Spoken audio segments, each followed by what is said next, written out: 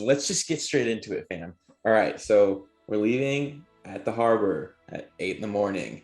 We have to fuel because we didn't fuel. So we fuel. We just wanted to top up. Oh, really? Just so you could be out all day. Yeah. Well, Because Slater's we're boat's pretty smart efficient. And intelligent. We don't want to run out of fuel when we're 20 miles away from the shore. Whatever. Sometimes it happens. You just never know what's going to happen. Might as well start with a full tank of gas. Yeah. And that's exactly it. That's exactly it, Caitlin Taylor. You never know what's going to happen. Slater's got a plan, okay? He's not a dummy. He's a 100-ton licensed captain. So are you. Anyways, so we leave the harbor and like pretty much instantly Kate and I see like a splash in the distance. And we're like, oh, cool, like a tail throwing humpback. Like, what an awesome way to start the trip. Whatever. And we're going towards it. He's like, whatever. What?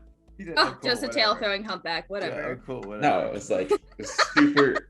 Okay, great way to start the trip. You would have heard it. He was like, already? A tail throwing humpback? Yeah.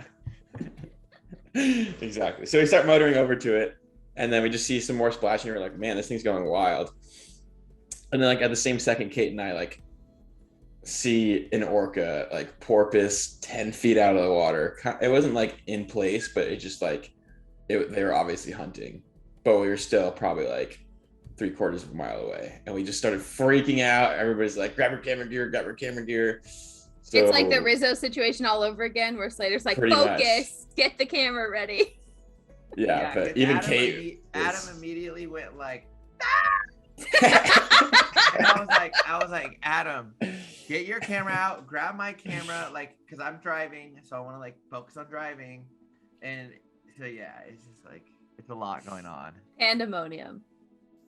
Yeah, and I mean everybody was I could freaking eject out. Adam, just right, not as much. Exciting. Wish I could eject him with something that just calms him down a little bit. Dude, it was wild. I don't do well with like loud things going on while I'm trying to concentrate. Yeah. Yeah. That makes sense. So, yeah, but it was just crazy. Like I think I've only seen it one other time where like an orca like completely porpoises out of the water. Anyways, we get up to them and they're hunting, and pretty much immediately we were like, okay, it's the Smileys, because that one has a pretty distinct saddle patch on the left side.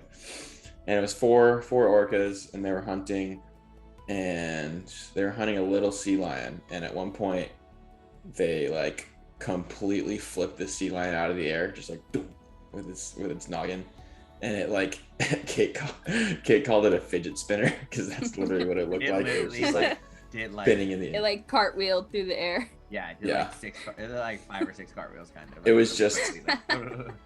It was like the smallest sea lion too. Like it was super small. But then they were feeding on it for a while. It seemed like they did a couple of surfaces with it still, and they might have killed another one. We couldn't really tell. It looked.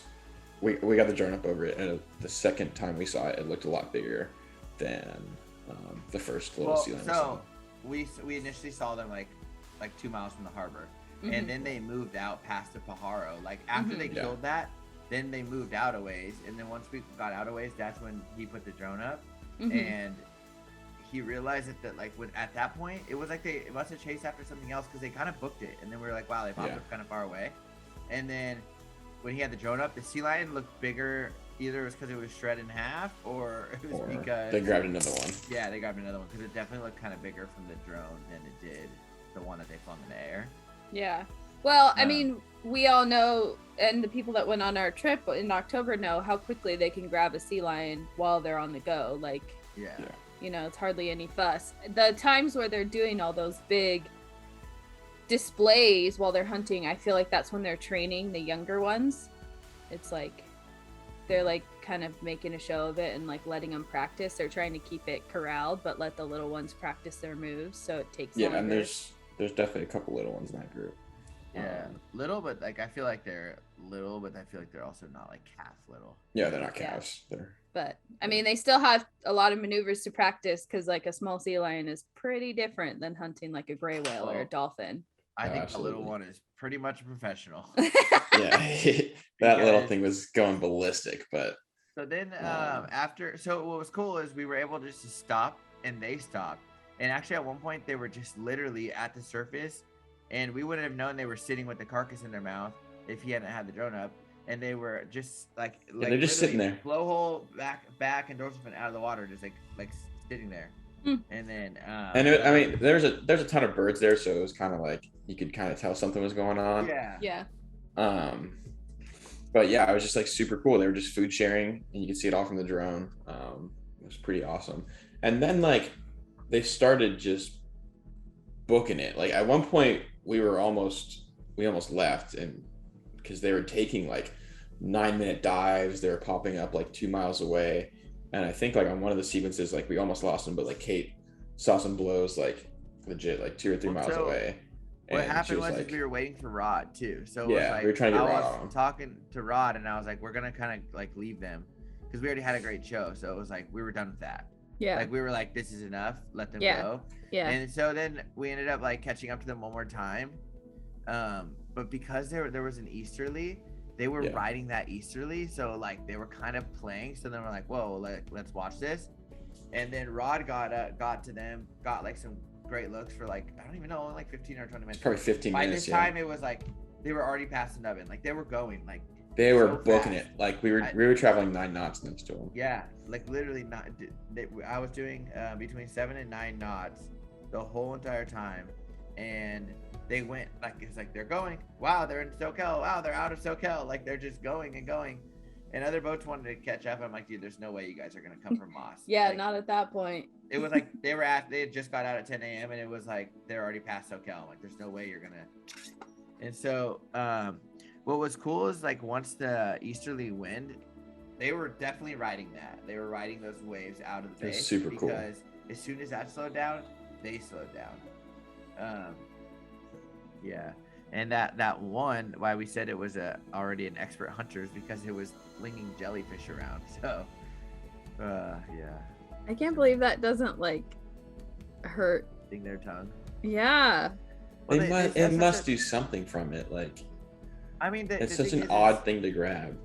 It stings us, but like so lightly, like it more makes you itch than it like burns, I think. But you'd think like on their tongue, like it might be like a little something now. I don't know. They're pretty gnarly. But you guys got some crazy pictures. They're like flipping it up in their mouth and all that. That was pretty cool. Well, the 2 younger ones were just like crazy. They were like bow riding. They were playing in the wake. They'd come to the sides, and they were like breaching in the wake, and they were just like crazy little transient whales. And like the smallest one, he played a kelp. And then he grabbed the sea nettle, and I don't think it was the same one. It seemed like over like an hour span he probably picked up a couple, but he was just like flinging them left and right. It was just like the most amazing thing I've ever seen. It was truly once in a lifetime. I don't know if I'll ever see that again.